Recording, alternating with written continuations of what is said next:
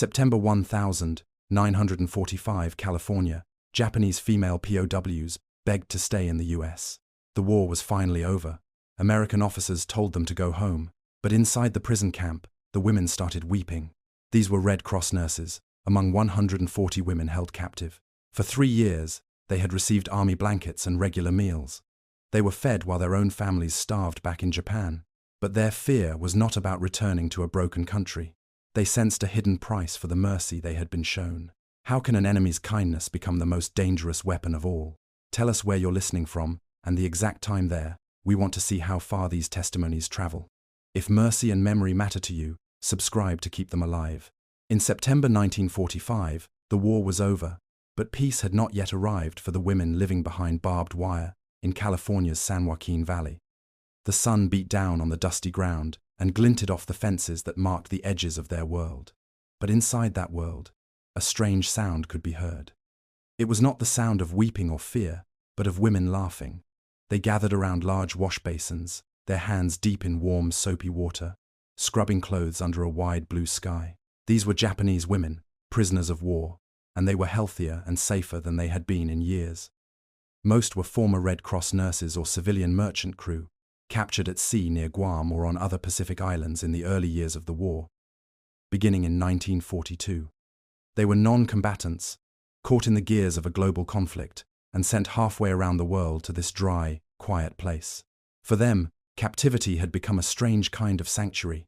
Here, there was medicine for the sick, there was food for the hungry, and there was soap. Nakahara Keiko, who was just 22 years old, pushed a lock of damp hair from her forehead and continued her work. A trained nurse, her hands were steady and gentle by instinct. It was these same hands that had tended to wounded soldiers on Guam before the American invasion. She remembered the chaos of capture, the terror of being herded onto a transport ship, convinced that the stories she had been told her entire life were about to come true. The Americans were monsters, devils in human form. That is what the imperial government had promised. They would be cruel beyond imagining, but the cruelty never came. Instead, after they arrived in America and were processed at the Stockton Assembly Center, the guards gave them army blankets and food. Not scraps, but real food. White bread, milk, and canned peaches in sweet syrup. Now, years later in this more permanent camp, Keiko's face was fuller. The persistent, hacking cough she developed in the damp Fukuoka winters was gone. She was a prisoner, yet her body was healing. One of the older women, a former clerk from a merchant vessel, held up a small, rectangular object for the others to see. It was a fresh bar of American soap, still in its crisp paper wrapper. A fresh supply had arrived that morning. The woman carefully peeled back the paper, and a clean floral scent rose into the warm air. It smelled of things the women had long forgotten: gardens, clean houses, a life without the stench of smoke and sickness. The bar was passed from hand to hand, a precious thing. Each woman held it for a moment, lifting it to her nose to inhale the fragrance. One of them, a quiet girl who rarely spoke, closed her eyes and whispered a single, forbidden word: paradise. The word hung in the air, a shocking and beautiful truth. They were living in an enemy prison camp that felt more like paradise than the home they had been forced to leave. The other women nodded in silent agreement, their faces a mixture of gratitude and guilt. The word echoed in Keiko's mind, and with it came a sharp, painful memory. She saw her mother, thousands of miles away in Fukuoka, her back bent over a bucket of icy rainwater. She saw her mother's hands, red and cracked from the cold, as she boiled old rags to try to get them clean. There was no soap. There had not been soap for a very long time. There was barely enough fuel to boil water, barely enough food to fill their stomachs. Here, in an American camp, Keiko washed her clothes with scented soap and warm water until her hands grew soft. She pulled one of her hands from the basin and looked at her smooth palms, her clean fingers. A hot wave of shame washed over her, so powerful it almost buckled her knees. She was ashamed of her health, ashamed of her softness, ashamed of the food she ate while her own family starved. The kindness of her captors felt like a betrayal of the people she loved, a weight she could not explain. She looked from her own hands to the barbed wire fence, then up at the American guard walking his silent patrol on the perimeter. He was just a young man, his face bored and beaded with sweat. Not a monster, not a devil. He was a person, doing a job. The camp commandant, Major Robert Keller, was a stern but fair man who insisted the rules of the Geneva Convention be followed. Those rules required that prisoners of war receive the same quality of food as America's own soldiers. The War Department had set the budget at 80 cents per prisoner per day, a sum greater than what many American families had lived on during the Great Depression. The rules required humane treatment. They did not require movie nights, or Bible classes, or the sewing circles the women were allowed to form, yet those were provided too. In that moment, watching the guard and feeling the warmth of the sun, the last pillars of her old world collapsed. Everything we were told about Americans, she thought, cannot be true. If that was a lie, what else was a lie? The thought was terrifying. It set her adrift from all she had ever known, from her duty, her emperor, and her home. She was a prisoner not just of the Americans, but of a truth too dangerous to speak aloud. The memory of their first days in America was etched into Keiko's mind, as sharp and clear as the summer sun of 1943.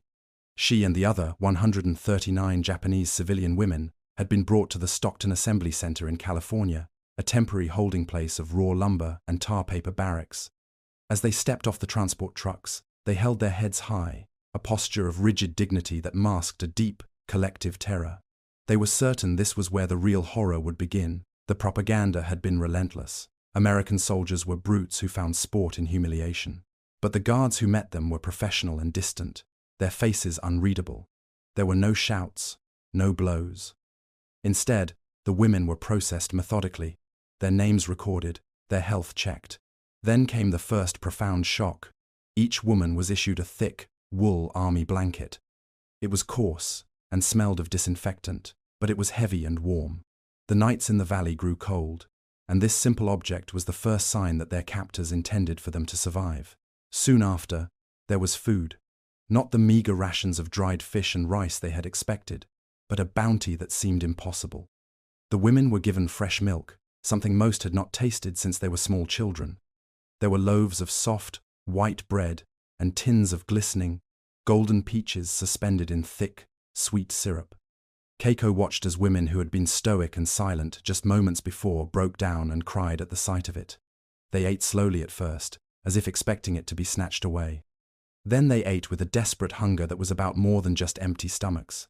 It was a hunger for normalcy, for a world not defined by scarcity and fear. Later, when no one was looking, Keiko found a discarded Red Cross form. On the back, in small, neat characters, she wrote down a secret thought she dared not say aloud. We ate white bread until we could not finish. I had never known waste before. To have so much that you could not eat it all, this was an idea so foreign, so decadent. It felt like something from a dream. The paper was a fragile record of an unbelievable truth, one she needed to see in her own handwriting to fully believe. This baffling generosity was not an accident or the whim of a single kind officer. It was a matter of official policy. The United States was a signatory to the 1929 Geneva Convention, an international agreement that laid out specific rules for the treatment of prisoners of war. The articles were clear. Captives must be provided with food rations equal in quality and quantity to that of the captor's own troops. By 1944, the American War Department had budgeted 80 cents per prisoner per day for sustenance. This dry, bureaucratic number masked a stunning reality. Back in Japan, the war effort had squeezed the home front dry. By 1945, the daily caloric intake for an average citizen in Tokyo had fallen to under 1,500 calories, and in some cities, it was far less. People were subsisting on acorns, sawdust, and whatever they could forage.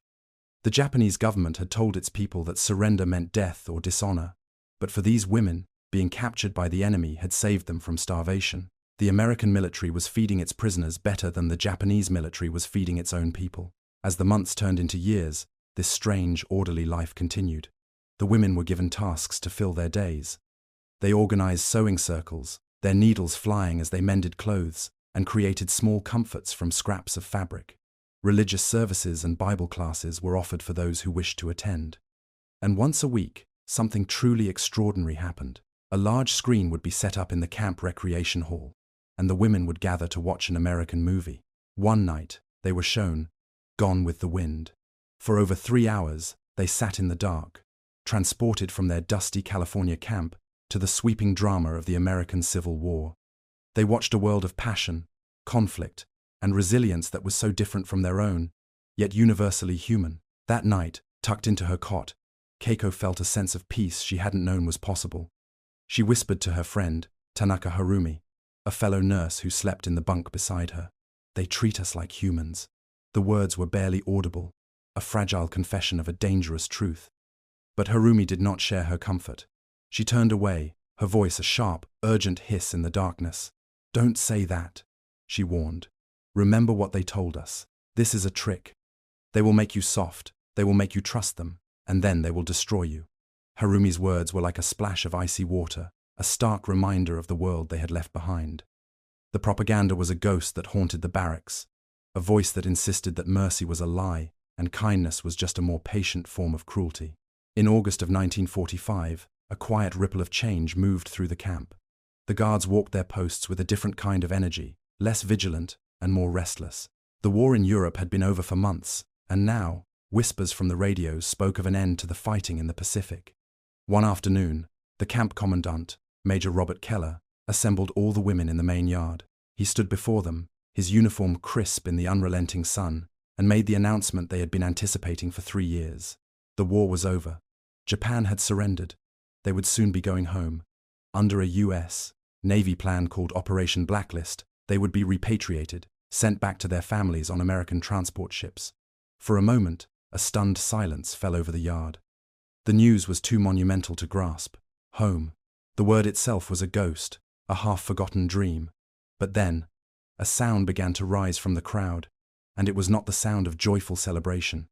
It was the sound of weeping, not tears of relief, but of sheer terror. One woman, her voice trembling, stepped forward and spoke directly to the major. "Please, Major," she begged, her words catching in her throat. "Please, don't send us home. Here we eat rice and peaches." In Japan, there is nothing. More voices joined hers, a chorus of pleading. They begged to stay in the American prison camp that had been their home, a place of safety and sustenance in a world gone mad. Their fear was not born of imagination. It was rooted in a brutal reality they could only guess at, from the fragments of news that trickled into the camp. While they had been living in regulated safety, their country had been consumed by fire. American bombing campaigns had systematically incinerated Japan's cities. By the end of the war, an estimated 40% of all urban housing had been destroyed. The industrial hearts of cities like Tokyo and Osaka were now landscapes of twisted metal and ash. And then, there were the 2 new suns that had risen and then vanished over Hiroshima and Nagasaki, leaving behind a silence and a horror the world was only just beginning to understand.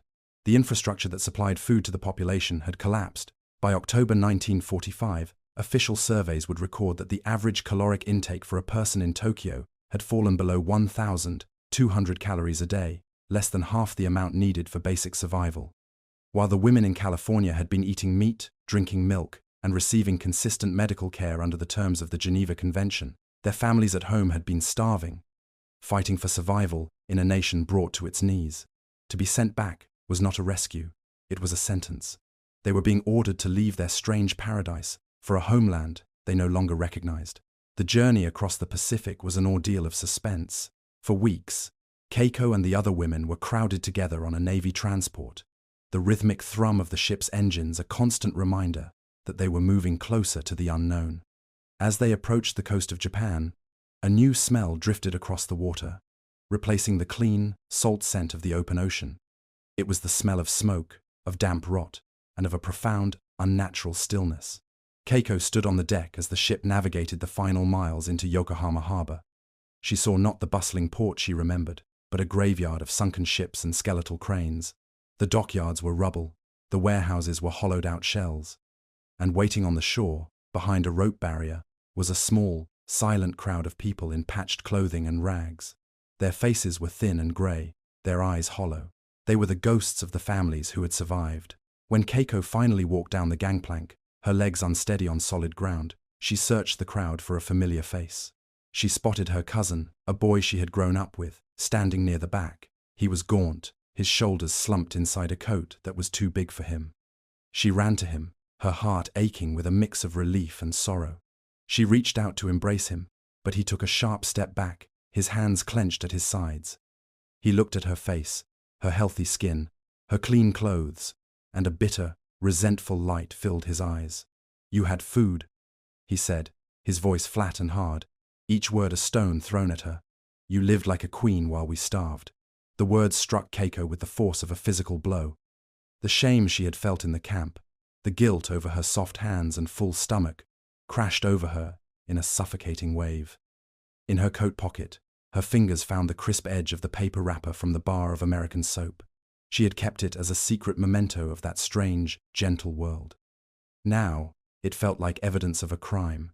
She clutched it tightly, hiding it from view, ashamed to have brought even a remnant of that paradise with her. She had survived the war only to find that she did not belong to the world of the survivors. She was an outsider, branded not by capture, but by the very mercy that had saved her. She had always wondered if kindness from an enemy was a trap. Now she had her answer. The enemy's mercy didn't destroy your body, it just severed you from your home. The years that followed Keiko's return to Japan were ones of profound and disciplined silence. The nation was grappling with the humiliation of defeat and the enormous task of rebuilding itself from the ashes.